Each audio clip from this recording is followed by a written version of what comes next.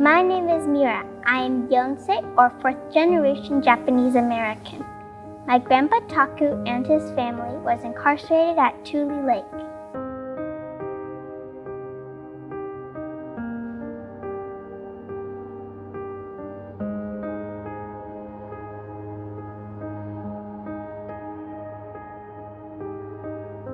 It may not be obvious to you right now, but all of these objects have something in common.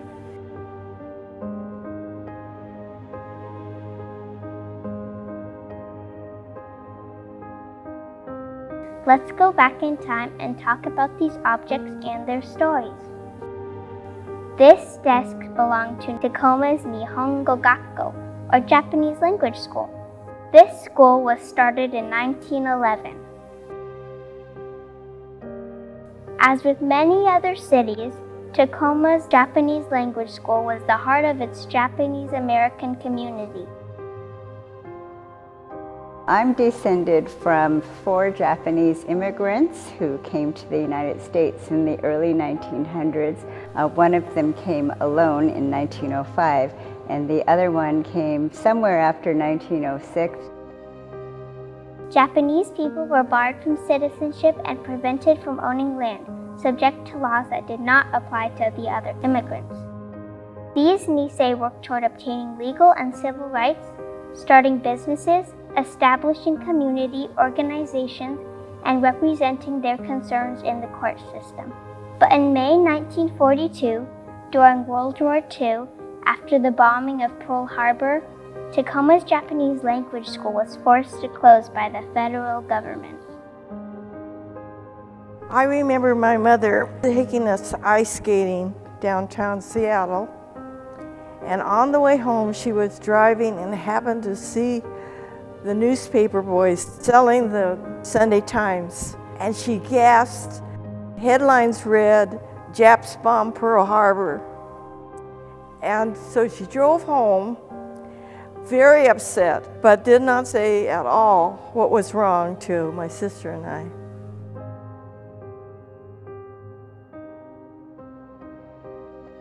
Pearl Harbor was devastating for both families. My own parents were teenagers at the time, and that's when the time that you are trying to separate yourself from your parents and find your own way, and to have it crushed by being thrown into basically an institution had an impact during their whole life.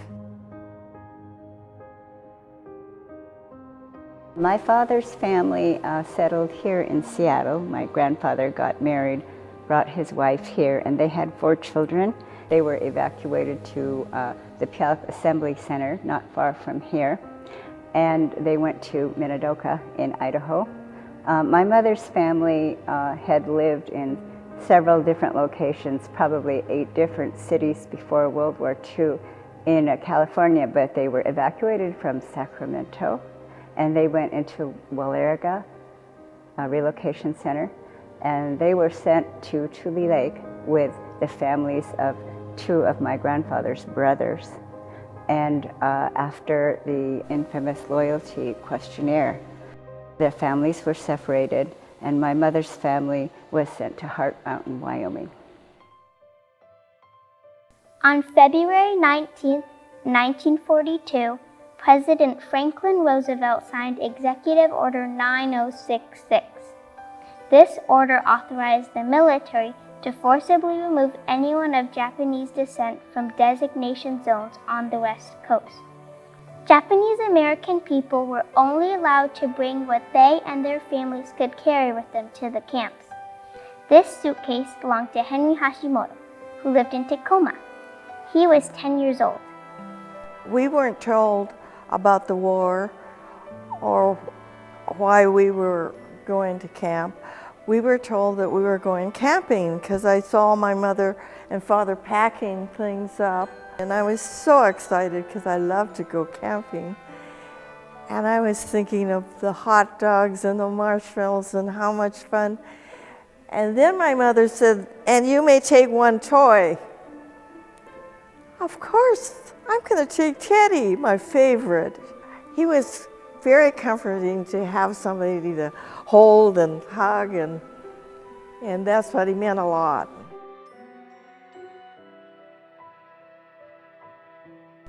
On the bus, on the way to Puyallup, although I was very happy to go camping, I happened to notice my father's face, and he was staring straight ahead. And then I saw a big tear come down his cheek, and I knew something was wrong. They never did explain where we were going, but I do remember when we did get to camp, 2 soldiers opened the gate, and they had rifles, and the bus went in, and then they closed the gate. Japanese American people were incarcerated in 10 concentration camps. Pat's family, like Henry's, went to Minidoka, where most Washington families of Japanese descent were incarcerated. In my family, there was my mother and my father and my sister Diane, who was 3 years younger, and me, I was 8. I wasn't aware we weren't returning back home. I was just aware of how new the camp was, the fences around the camp, the guard towers, and then we were shown our room in the barrack, and how we had to take our cots and try to make it as comfortable as we could. On August 6, 1945, the United States detonated a nuclear bomb on the Japanese city of Hiroshima. 3 days later, on August 9th, a second bomb was dropped on Nagasaki. The resulting death and destruction was unprecedented, and on August 15, 1945, Japan surrendered, ending the Second World War. By the end of 1945, all but one of the camps had closed, and Japanese Americans looked for a return to the lives they had left behind. But those lives and places had changed. Families had lost many of their belongings, and in some cases, the land that they had worked on for decades. There were not always places to return to. Many communities didn't want Japanese Americans to return. My father tried to buy a house, and the neighbors in that particular area complained and created a protest with garden tools and shovels and rakes, and that was a very bad experience because my father could not buy that house. Japanese Americans began the process of rebuilding their communities. While they weren't always able to regain their lives that were taken from them, they tried hard to forge new bonds, but their experiences in camp were not forgotten.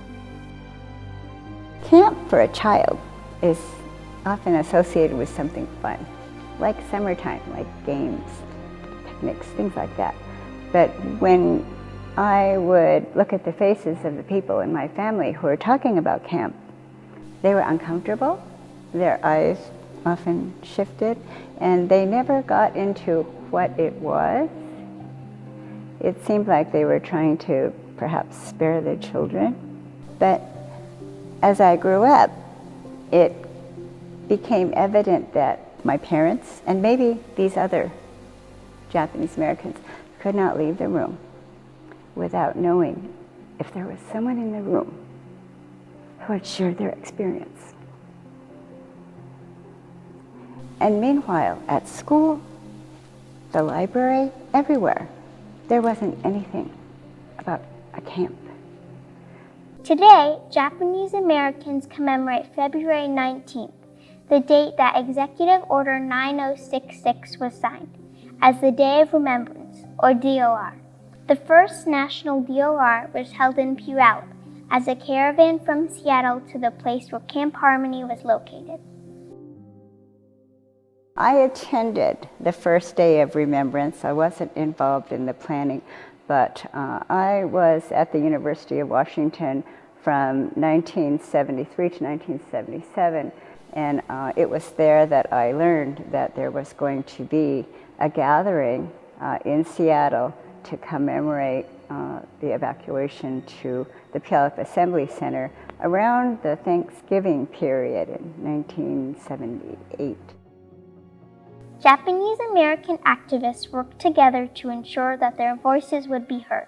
Their efforts led to the creation of the Commission of Wartime Relocation and Internment of Civilians in 1980 by President Jimmy Carter.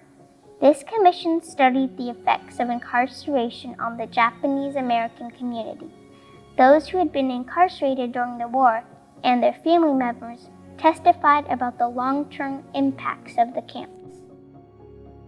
I ended up agreeing to testify in front of the congressional hearings because about 2 years earlier, my folks had joined a group of people who had decided to found a chapter of JCL on Lake Washington. And it was particularly significant for me because my folks had avoided this sort of interaction, getting together with other people, and certainly not to talk about citizenship rights. In many ways, it was an extraordinary situation that deserved the support of their child. Unlike many of the persons whose testimony you will hear, I was never in camp. I'm a Sansei, a third-generation American of Japanese descent, born 13 years after the Executive Order 9066. But that order, with its far-reaching consequences, has touched my life, and the impression it has left with me is what I want to share with you.